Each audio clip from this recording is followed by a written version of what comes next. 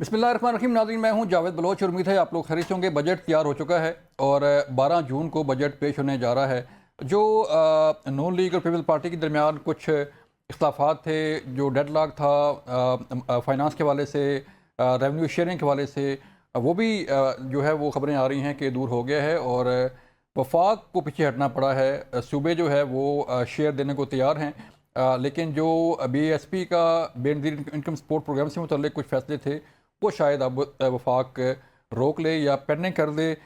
लेकिन बजट में किस सेक्टर पे क्या टैक्स आ रहा है, GST की का मामला जो है वो कहाँ पे जा रहा है, और इसके अलावा जो तनख्वाहों में इजाफा है इस पे क्या फ़ैसला होने वाला है, ये बड़ी अहम चीज़ें हैं। और IMF जो है क्या इंस्ट्रक्शन उसने दी हैं और क्या वो इंस्ट्रक्शन पूरी हो सकती हैं या नहीं, से बात करेंगे। और इसके साथ साथ नाज़रीन, अमेरिका और ईरान की जंग जो है एक बार फिर शुरू हो चुकी है। अमेरिका ने हमले किए, ईरान ने जवाबी हमले किए, कुवैत पर, बहरीन पर जो अमेरिकी अड्डे थे उनको निशाना बनाया गया। लेकिन अमेरिकी प्रेसिडेंट डोनाल्ड ट्रंप अब भी कहते हैं कि ईरान के साथ हमारी डील हो जाएगी। इन हमलों के बावजूद ये डील होने जा रही है। JD वैंस भी कहते हैं कि ये डील विद इन 2 और 3 डेज या कुछ हफ्तों में हो जाएगी। इस पर भी बात होगी। और फिर सूरत हाल क्या बनने जा रही है। आज एक और अफसोसनाक वाक़या पेश आया। पाकिस्तान आर्मी एविएशन का MI-17 हेलीकॉप्टर भी जो है वो क्रैश हुआ, हादसा पेश आया। इस अफसोसनाक हादसे पे जो है फील्ड मार्शल ने इज़हार अफसोस भी किया है। ये सारी चीज़ें आज हम बात करने जा रहे हैं। पहले सेगमेंट में हमारे साथ होंगे डॉक्टर शाहिद सिद्दीकी साहब, माहिर माशियात हैं। डॉक्टर साहब, बहुत शुक्रिया वक्त देने का। सर बताइएगा, एक तो बजट का फाइनली जो है वो अनाउंस हो गया है कि 12 जून को बजट पेश होगा, और जो गहमा गहमी है पार्लियामेंट के अंदर हम देख रहे हैं, पार्टियां अपनी अपनी जो है वो पार्लिमानी पार्टीज़ के इजलास भी बुला रही हैं, कुछ फैसले भी हो रहे हैं। तो आप सर क्या देख रहे हैं कि इस सारी सूरत हाल में बजट कैसा होगा, किसको रिलीफ मिलेगा, किस पे टैक्स लगेगा सर? बहुत शुक्रिया आपका। देखिए, जो बजट तकरीर होगी वो बहुत ही जो है खुशनुमा अल्फाजों का मजमूआ होगी और उससे बड़ा कॉन्फिडेंस लोगों का बढ़ेगा। हम्म। लेकिन जो बजट तजावीज़ हैं वो जब आदमी देखेगा, गौर करेगा, तो ये बात पूरी जिम्मेदारी से कही जा सकती है कि इसमें अवाम के ऊपर ज्यादा बोझ डाला जाएगा। हम्म।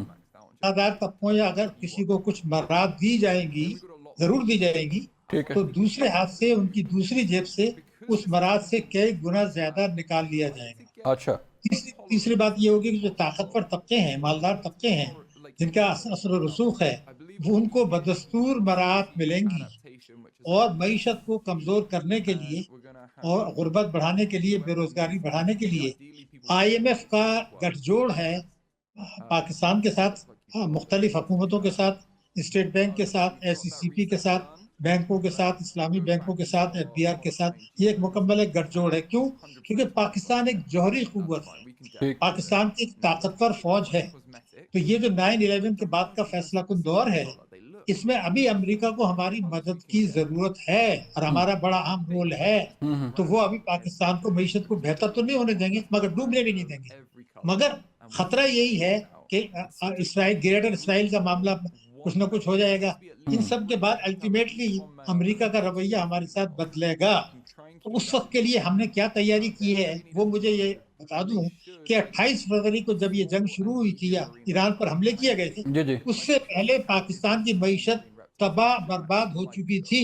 स्टेट बैंक के आदाद शुमार, मिनिस्ट्री ऑफ फाइनेंस के आदाद शुमार बिल्कुल वाजे तौर पर कह रहे हैं। ठीक अब है। इनको एक बहाना मिल गया कि जनाब ये तो जंग के असरात हैं। हालांकि आज भी देखिए रेमिटेंसेस की जो फिगर्स आई हैं वो उस पर असर नहीं पड़ा है। हम्म। पाकिस्तान पर जो असर पड़ेगा वो पड़ेगा कि जब अमेरिका का रवैया बदलेगा हम्म। और ताकतवर तबकों की बारात देते वजह से जो IMF के 16 प्रोग्राम हो चुके हैं 88 के बाद से, जी जी। अब आप 17वें प्रोग्राम की तरफ जाएंगे, तो जो उन 16 प्रोग्राम की बात हुआ था कि गुर्बत बढ़ी, बेरोजगारी बढ़ी, शरह नमूसुस्त हुई, वही अब होने जा रहा है। हम्म। और यही एक खौफ है कि फिर हम जंग कैसे जीतेंगे इक्तिसादी दहशतगर्दी की, अगर अवाम के साथ जुल्म होता रहा। और जब अमेरिका का रवैया बदलेगा तो क्या होगा, ये मैं आज आपको बता दूं रिकॉर्ड पर कि जो शहबाज शरीफ साहब ने फरमाया था कि ये आखिरी प्रोग्राम है, ये नहीं होगा, हम फिर IMF के पास जाएंगे। हम्म। ये जो उड़ान पाकिस्तान के आदाफ रखे गए थे उसके तो अभी रोशनाई सुर्ख नहीं हुई थी। हुकूमत पाकिस्तान उससे दस्तबरदार हो चुकी है। वो जो शरह नमू के बरामदात के अहदाफ थे वो खत्म हो गए। हम्म। इसाक डार साहब ने कहा था कि वक्त दूर नहीं जो हम G20 के मेंबर बन जाएंगे। तो वो भी हदफ खत्म हो गया, अगले 20 साल तो नहीं बनते। ये जो डॉक्टर 2027 साहब जी, डॉक्टर साहब आपकी ये सारी बातें ठीक हैं सर, लेकिन जो हम देखते हैं कि रेवेन्यू कलेक्शन है उसका भी हदफ पूरा नहीं होता। हर साल जो शरह नमू है उसकी बात करें, एफपीआर के रेवेन्यू जो है हासिल करने की बात करें, तो कोई भी हदफ जो है वो पूरा नहीं हो सकता। सर इसके पीछे क्या वजह है? क्या जो हमारी प्लानिंग है उसकी वो अपना ठीक नहीं है, या जो लोग हैं वो टैक्स नहीं देते? अभी फिर इस पर रोशनी डालिएगा कि जो टैक्स लेने का फैसला किया है ताजरों से, एक स्कीम जो है वो जारी की गई है, तो उससे कोई फ़ायदा होगा सर कोई? देखिए, मैं 95 से इसको बहुत गौर से देख रहा हूँ। 95 में जो बातें हम किया करते थे, हुकूमत करती थी, स्टेट बैंक करता था, आज वही कर रहे हैं। फर्क सिर्फ क्या हुआ है कि उस वक्त कंप्यूटर की बात किया करते थे, उसके बाद अब इंफॉर्मेशन टेक्नोलॉजी की बात शुरू कर दी, और आज लेटेस्ट कर दी आर्टिफिशियल इंटेलिजेंस। बेसिकली जो मसला है कि तीनों सूबे, चारों सूबे, तीनों बड़ी पार्टियां, वफाक, पार्लियामेंट, सूबाई असम्बलियां, जी। कौमी असम्बली, ये इसके लिए तैयार नहीं है कि हर किस्म की आमदनी पर टैक्स लगाया जाए। और वो खुल के कहते हैं कुछ मेंबरान कि जो हुकूमत ये कोशिश करेगी हम उस हुकूमत को गिरा देंगे। ठीक। तो ये तो आप बिल्कुल जहन से रख दें, निकाल दें कि अब कभी हम हर किस्म की आमदनी पर टैक्स लगाएंगे। अभी आपने शॉर्टफॉल की बात की, तो मैं ये बात बता दूं कि शहबाज शरीफ साहब ने ये कहा था कि एफबीआर जो टैक्स इकट्ठा करना चाहिए उससे 15,000 अरब रुपया साल कम कर रहा है, उनके अल्फाज हैं। और सूबे जो है ना, वो मैंने जब उनकी कैलकुलेशन की, वो 10,000 अरब रुपए कम कर रहे हैं। ये वो 25,000 का शॉर्टफॉल है जो हमारी तबाही बर्बादी का सबब बन रहा है। क्योंकि अब लेकिन जो छोटा मोटा हदफ रखते हैं वो कभी भी हासिल नहीं होता। आवाम पे बोझ डालने के बाद इसलिए नहीं होता कि एफबीआर जो है नाअहल जरूर है, करप्ट जरूर है, मगर हुकूमत भी उसको नहीं चाहती कि वो हदफ हासिल करे। क्योंकि वो ये कहते हैं कि जनाब, जब मेंबरान पार्लियामेंट जो पजेरों में बैठ के आते हैं बड़ी बड़ी गाड़ियों में, वो टैक्स नहीं दे रहे, तो वो किसी को क्या पकड़ेंगे? तो ये एक गठजोड़ है तमाम का, जिसमें आईएमएफ शामिल है, पाकिस्तान के ताकतवर तबके शामिल हैं।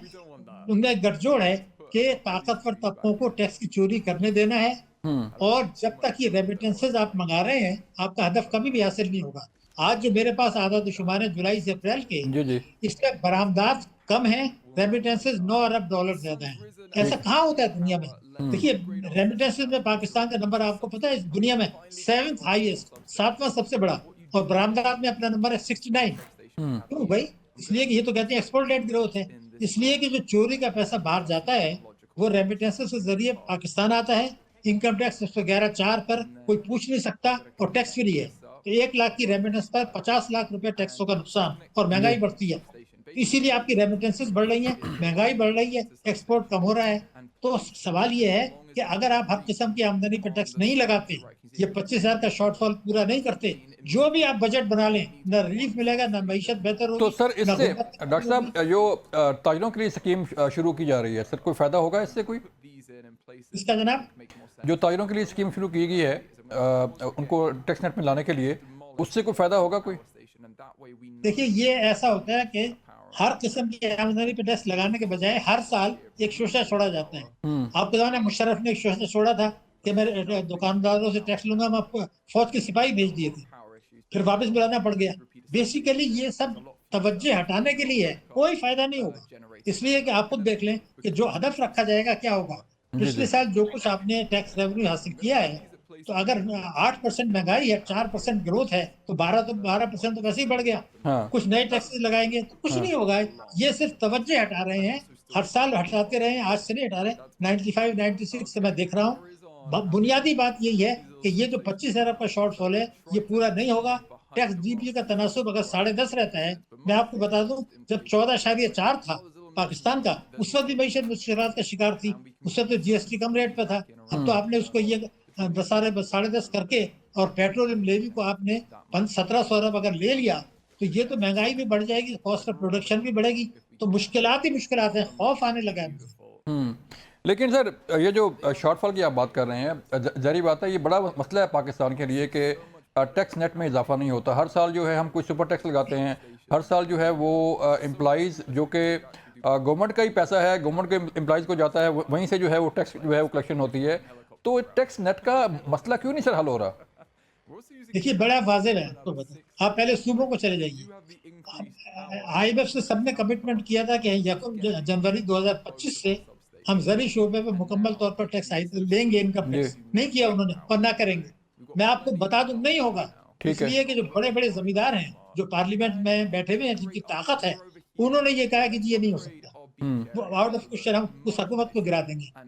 प्रॉपर्टी माफिया की तरफ आप आ जाइए, सूबों का हिस्सा है। आज आप अगर एक प्रॉपर्टी 10 करोड़ की बेचने जाएं, तो एफबीआई ने कानून बनाया कि आप उसको 3 करोड़ का डिक्लेयर करेंगे, तो हम्म। टैक्स 3 करोड़ का मिलेगा, और जो 7 करोड़ चोरी का पैसा है वहां लग जाएगा। तो हम्म। कई हजार अरब रुपए की चोरी का पैसा प्रॉपर्टी में लगा हुआ है, और वो लगेगा, उनको बरात दे रहे हैं आप। हम्म। वफाक की तरफ आ जाएं, वो न ताजरों से टैक्स लेना चाहते हैं, सिर्फ सनतकारों से लेते हैं, वो पास ऑन कर देते हैं कंज्यूमर्स को। तो खेल क्या हो रहा है कि इन दोनों में गठजोड़ है। कानून यही है कि जब तक वफाक और सूबे हर किस्म के आमदनी पर टैक्स नहीं लगाएंगे, मईशत को दस्तावेजी नहीं बनाएंगे, जो नहीं बनाना चाहते हैं। इसलिए कि आज आपको देख लीजिए, जब आपको पता है कि कितने लोगों ने कौमी बचत में पैसा रखा है, कितने लोगों ने बैंकों में रखा है, कितनी की प्रॉपर्टीज हैं, कितने के पास गाड़ियां हैं, बॉन्ड्स हैं। आप कुछ नहीं करें, प्राइम मिनिस्टर हाउस में 15-20 कंप्यूटर पे 15 आदमी बिठा दीजिए, वो सारी तफसीलात उनको फीड कर दें कि ये पैसा है। उसको खत लिख दें कि भाई हम्म। आपने कौमी बचत में ये 1 करोड़ लगाया है, ये तो आपने डिक्लेयर नहीं किया, इस पर इतना टैक्स बनता है, वो आपका काट रहे हैं, तो 1,000 अरब तो आपको ही मिल जाएगा। लेकिन नहीं करना चाहते हैं, क्योंकि जो ताकतवर तबके वो नहीं चाहते हैं, और ये नहीं हुआ है। ये स- बातें मैं 95-96 से सर देख डॉक्टर रहा हूँ। साहब, पता है सबको कि टैक्स चोरी हो रहा है। वज़ीर दाखिला साहब फरमाते हैं कि इतने अरब डॉलर जो है वो लोग बाहर ले गए हैं। बाकी जो बैंकों से पैसा निकला है वो भी कैश इकॉनमी जो है मुल्क में जो है वो फ़रोग पा रही है। बल्कि कोई जो शख्स है वो सिवाय कैश इकॉनमी की बात नहीं करता। तो ये जो कैश लेस इकॉनमी है सर, उससे कैसे बंदा जो है वो उस पर काम करे कि जो पैसा पड़ा हुआ है लोगों के घरों में, जो बोरियों में भरा हुआ पैसा है, वो बाहर आए। देखिए बात ये, हर चीज हो सकती है, लेकिन क्या हम करना चाहते हैं। आप ये देखिए कि शरद हुसैन को बुला के ले आए थे वर्ल्ड बैंक से, उसने आने के बाद 5,000 रुपए का नोट लगा दिया। खुदा के गजब से डरे, उस जमाने में बरतानिया जैसा मुल्क, देखिए भारत जैसा मुल्क, क्या वो 5-5 हजार के नोट लाते थे? हाँ उन्होंने इसलिए लाया कि जो रिश्वत का पैसा है, करप्शन का पैसा है, एक बंडल 100 का नोट आ जाएगा तो बड़ी रकम आ जाएगी। जी। तो ये तमाशा जब तक आप खत्म नहीं करेंगे, बेसिकली हर चीज का तरीका मौजूद है, ठीक है। लेकिन जो तरीका जिन्होंने कानून बनाना है, वो ये समझते हैं कि अगर हमने ये किया, तो जो लोगों का चोरी का पैसा है, मैंने बताया ना, कई हजार अरब रुपया तो आपका प्रॉपर्टी में लगा हुआ है, जी। लॉकर्स में पड़ा हुआ है, डॉलर्स पड़े हुए हैं, वो फिर हुकूमत को गिरा देंगे। इसलिए कि आप जिन लोगों को टिकट देते हैं, वो उन्हीं को देते हैं जो इलेक्टेबल्स होते हैं। अगर एक पार्टी छोड़ के दूसरी पार्टी में जाता है, तो वो वहां भी उसको टिकट मिल जाता है। वजीर खजाना आप बैंकर को लगाते हैं, क्योंकि बैंकों ने पाकिस्तान की मीशत को निजकारी के बाद जितना तबाह किया है। ये बात मैं इसलिए कह रहा हूँ कि इस वक्त मैं पाकिस्तान का जो चंद सीनियर मोस्ट बैंकर्स हैं, उनमें मेरा शुमार है, पहले 3-4 में। जी। मुझे ये पता है कि ये बैंकों ने, जो पहले हम किया करते थे, हम कर्जे दिया करते थे, अब ये क्या करते हैं, कर्जे दिए इन्होंने 14,000 अरब रुपए के, और हुकूमत को सरमायाकारी कर दी 39,000 बिलियन रुपए की। ऐसा दुनिया में कहीं नहीं हम्म। होता। गठजोड़ है। फिर आपने वजीर खजाना बना दिया बैंकर को। इससे पहले पीपल्स पार्टी ने भी बैंकर को बनाया था, उससे पहले मुशर्रफ ने भी बैंकर को बनाया था, उसके बाद तहरीक इंसाफ ने भी बैंकर को बनाया था, उनको सेनेटर भी बनाया था। तो ये जो खेल हो रहा है, ये तो बाहर से आपके फैसले आ रहे हैं कि यहाँ से सरमाए का फरार हो, लोग पैसा यहाँ ना रखें। इसलिए कि आपने अगर जायज पैसा बैंक में रखा और बड़ा अमाउंट है, तो उसको 45% टैक्स है मुनाफे के ऊपर। क्यों भाई? तो ये हम डिस्करेज कर रहे हैं। एक्चुअली अशराफिया की मईशत है, और ये जौहरी ताकत पाकिस्तान को जानबूझ के कमजोर किया जा रहा है, ताकि जब वक्त आए तो खुदा न खास्ता हमारे जौहरी प्रोग्राम की हिफाजत फौज अपनी जान से बढ़ के करेगी, हमें भी यकीन है। ठीक। लेकिन जब आपको अगर डिफॉल्ट करा दिया खुदा न खास्ता, इसलिए कि जो मुल्की कर्जे हैं, मैं आज आपको बताऊं, मुल्की कर्जों पे जो सूद है या मुनाफा है, वो हम नए कर्जे लेके देते हैं। ऐसे ही। तो अगर आए कभी कहा कि इनको भी रिशेड्यूल कर लें, तो ये तो खुदकशी हो जाएगी। बिल्कुल ठीक तो है इन डॉक्टर खतरात को साहब। नजरअंदाज करके बिल्कुल सर, आपकी बात ठीक है। मुझे ब्रेक का जा रहा है। डॉक्टर साहब आपका शुक्रिया बहुत बहुत बहुत। नाज़रीन यहाँ पे लेते हैं ब्रेक, मिलते हैं ब्रेक के बाद।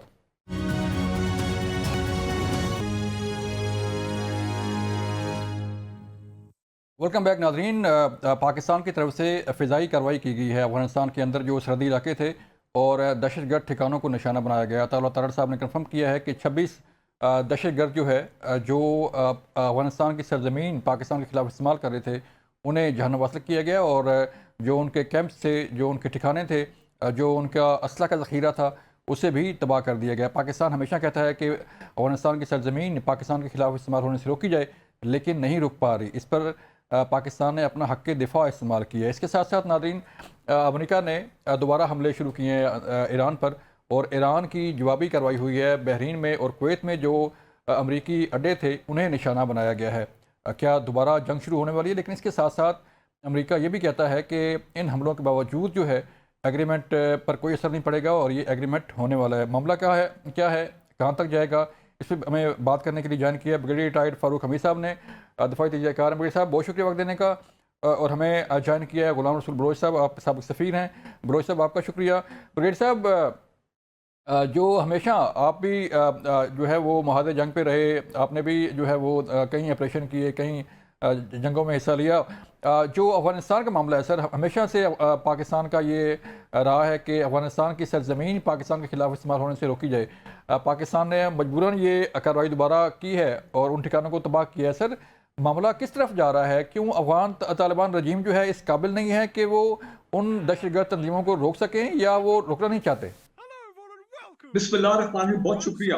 देखें जी, इसमें कोई शक नहीं है कि वो दे आर, कहते हैं two side of the same point. Afghan Taliban government हो जाए या ये दहशतगर्द जो वहां पे बड़ी तादाद में क्रॉस दी पाक अफगान बॉर्डर, उनके वहां पे सेंचुरीज हैं, बेसेस हैं, हाइडॉक्स हैं, ट्रेनिंग कैंप्स हैं वगैरह वगैरह, और काफी उनमें तबाही भी हुई है जो पिछले 3-4 मरतबा बड़ी भरपूर पाकिस्तान एयरफोर्स की स्ट्राइक्स भी वहां पे हुई है, मिसाइल स्ट्राइक्स के, एयर स्ट्राइक्स के, जो भी आपने देखिए। बात यह है कि अभी हाल ही में आपने नोट किया होगा कि रूस ने अफगान तालिबान गवर्नमेंट के साथ एक दफाई मुआहदा किया, जी जी। और उसके बाद उनके डिफेंस मिनिस्टर ने जनाब स्टेटमेंट दी कि अब हम देखते हैं कि पाकिस्तान कैसे हम पे हमले करता है। और आपने ये भी देखा कि दफाई मुआहदे के बाद जनाब उनमें पता नहीं क्या कोई फ्रेश जोश आया क्या इन दहशतगर्दों में, कि फिर क्रॉस बॉर्डर अटैक्स हो गए, हमारे बॉर्डर के ऊपर जी जी। हमले किए, और फिर पाकिस्तान के अंदर दहशतगर्दी। तो मेरा ख्याल है पाकिस्तान ने फिर एक सबक तो सिखाना था, बनता भी था। We justified also legally, morally, और हर लिहाज से मिलिट्री पॉइंट ऑफ व्यू से भी, कि वो जो नॉन एरिया हैं जहाँ पे ये दोबारा दहशतगर्द रीग्रुप होते हैं और फिर इनकी तश्कीलें आती है वगैरह वगैरह, वहां पे बिल्कुल स्ट्राइक करना चाहिए। ये एक मैसेज दिया गया है अफगान तालिबान गवर्नमेंट को कि आप ये ना समझें कि आप एक दफाई मुआहदा करके तो अब आपको जनाब खुली छुट्टी मिल गई है। And I am sure Russian जो है उनके साथ भी हमारे वो जो जिसको कहते हैं डिप्लोमेटिक ताल्लुकात, जी जी। डिप्लोमेटिक लिंक्स हैं, अच्छे वर्किंग रिलेशन है रूस के साथ, और मेरा ख्याल है उनको भी हमने जरूर बावर कराया कि आप भी प्रेशर डालें अफगान तालिबान गवर्नमेंट पे। ठीक है, आपके मुआहदे होते हैं, हमें उससे वो आप दो हमें उससे कोई इतराज नहीं है। चीन के भी तो आफ्टर मुआहदे हैं, अपना इकोनॉमिक एग्रीमेंट्स विद उनके जो इन्वेस्टमेंट है अफगानिस्तान में स्ट्रेटेजिक मिनरल्स में, जी। और चीन देखो वो तो बड़ा एक्टिव रोल प्ले कर रहा है ये पाकिस्तान और अफगान तालिबान गवर्नमेंट के दरमियान मीडिएशन और का रोल अदा करने में। 3-4 मुलाकातें उन्होंने कराई हैं, मीटिंग में बीजिंग में हमारे साथ डॉक्टर साहब गए, उनके डिफेंस मिनिस्टर भी आए हैं वहां पे अफगान तालिबान गवर्नमेंट, लेकिन ये बाज नहीं आ रहे हैं। तो मेरा ख्याल है कि ये मिलिट्री प्रेशर बिल्कुल, ये रिटेलिएशन हमारी जस्टिफाइड है, ये हमें करते रहना चाहिए, लेकिन साथ साथ मैं समझता हूँ रूस और चीन पे जिम्मेदारी बनती है कि वो इस खित्ते में अमन की खातिर ये जो ट्रेड कनेक्टिविटी है, जो अफगानिस्तान पाकिस्तान में ट्रेड जो है वो बिल्कुल रुकी हुई है दोनों साइड से।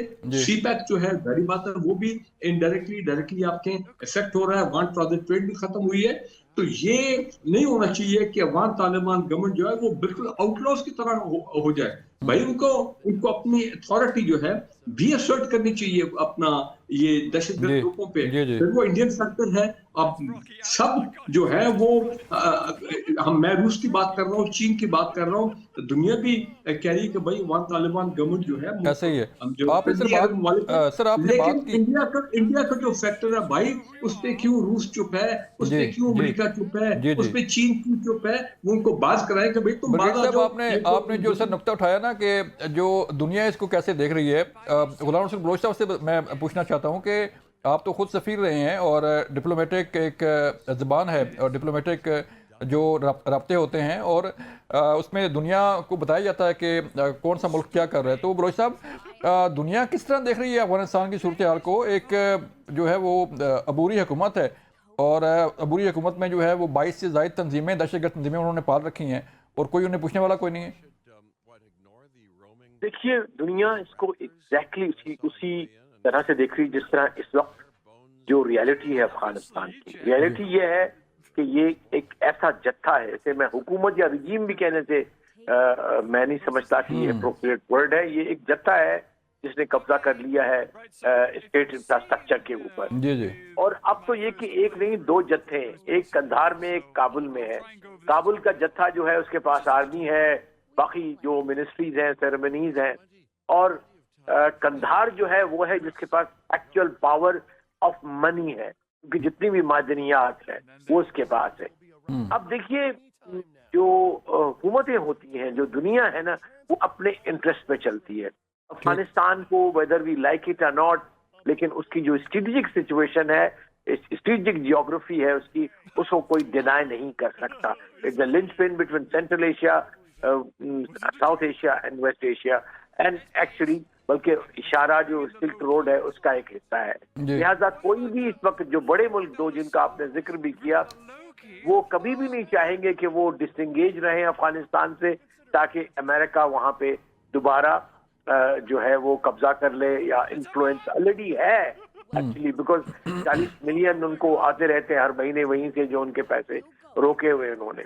वो किसी हद तक इतना सारा कोई 700 मिलियन का जो है आर्मामेंट छोड़ा गया और बड़ा सोफिस्टिकेटेड छोड़ा गया। क्यों छोड़ा गया, वो सवालात हैं जिनके जवाबात आइंदा मिलेंगे तारीख को, और हम भी सीखेंगे उससे। तो मेरे ख्याल है हमें इस चीज से कतई नजर के बड़ी ताकतें क्या कर रही हैं, बाकी दुनिया में भी 190 कंट्रीज हैं, उनके पास जाना चाहिए, एक प्रेशर बिल्ड करना चाहिए, और कोई मजीद और तकड़ा इम्प्लीमेंटेशन वाला जो है वो रेजोल्यूशन लाएं यूएन में। बल्कि मैं इस तरह से कहता हूं कि आप दोहा एग्रीमेंट को इम्प्लीमेंटेशन कराने का एक रेजोल्यूशन लाएं कि जी उसमें उन्होंने कहा था कि हम एक जो है वो नुमाइंदा हुकूमत करेंगे, अकेली इस जत्थे की हुकूमत में होंगी। नंबर 2, ह्यूमन राइट्स पे जो है वो जो स्टैंडर्ड्स होते हैं, मायार होते हैं, उनको रखेगी। विमेन जो फ्रीडम्स है उसके ऊपर खास तौर पे कहा था उन्होंने, लेकिन हमने देखा कि जो खवातीन है, एक को तो मार दिया गया। कल आज ही मैं पढ़ा था, कोई जर्नलिस्ट थी शायद, उनको तो अभी और कल वो मेरे ख्याल उन्होंने बड़ी सख्ती से। ठीक है बलोच साहब, बिल्कुल ठीक है आपकी बात। जैसे वायलेशंस हो रही हैं, दुनिया को देखना चाहिए। यहाँ किस तरह ब्रेक का कहा जा रहा है, मिलते हैं ब्रेक के बाद।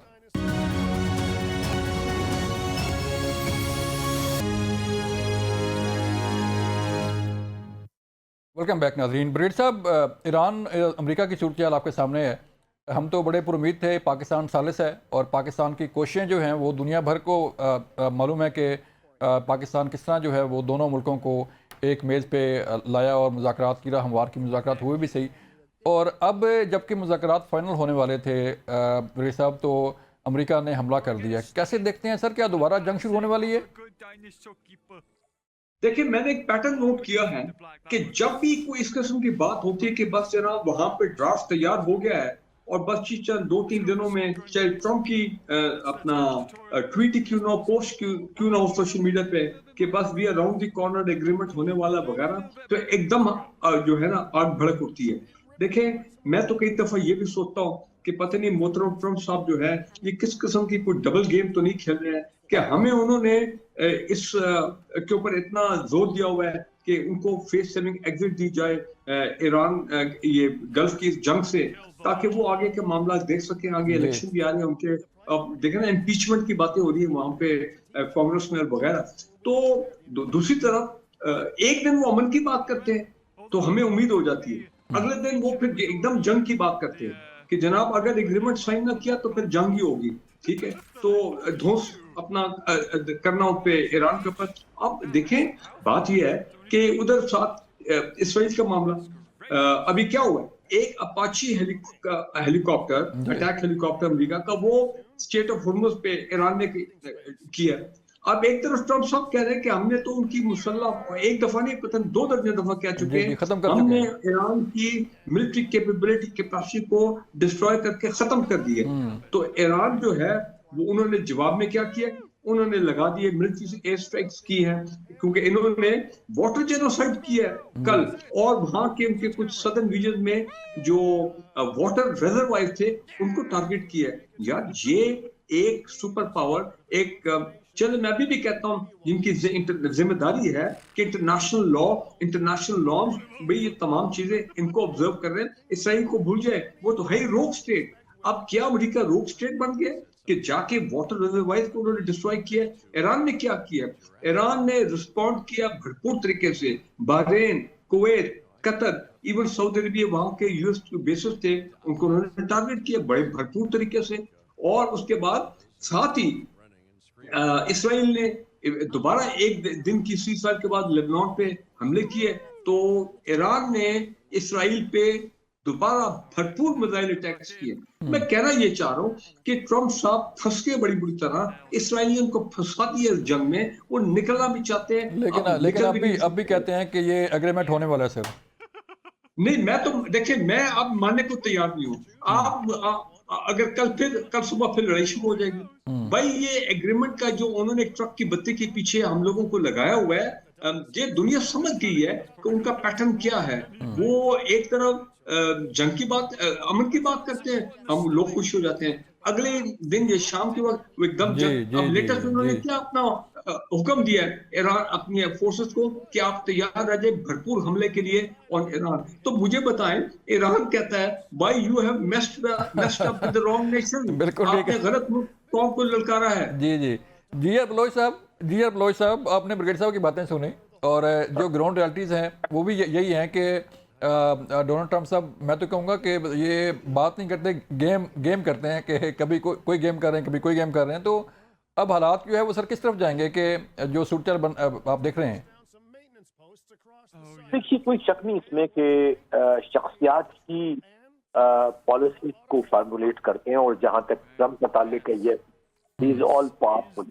लेकिन थोड़ा सा हमें डायनामिक्स भी समझना चाहिए कि जितने भी कॉन्फ्लिक्ट होते हैं उसमें इस किस्म की बातचीत भी चलती है, और दोनों साइडें जो है, जो भी अगर इस लेवल पे जब होता है ग्लोबल लेवल का कॉन्फ्लिक्ट, तो कोई भी साइड इवन छोटा भी हो तो कोई भी साइड वीकर हालत में नहीं जो है वो साइन करना चाहती है एग्रीमेंट।